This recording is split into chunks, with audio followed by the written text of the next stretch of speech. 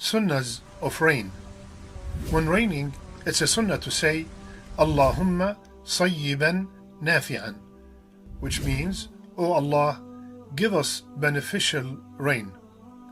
If the rain gets heavy, then you say this dua, Allahumma hawalayna wala alayna, which means, O Allah, let the rain fall around us and not upon us.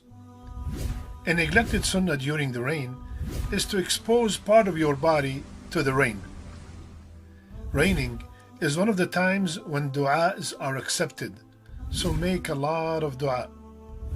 If there's a drought, it's a sunnah to ask Allah for rain by saying Allahumma aghithna, Allahumma aghithna, Allahumma aghithna, which means, O Allah, send us rain. When it thunders, the dua to be said is سبحان الذي يسبح الرعد بحمده والملائكة من خيفته, which means, glory is to him whom thunder and angels glorify due to fear of him. Finally, if it is very windy, don't curse the wind. Instead, say Allahumma inni as'aluka khayraha wa a'udhu bika min sharriha, which means, O Allah, I ask you for the good of it and seek refuge in you against its evil.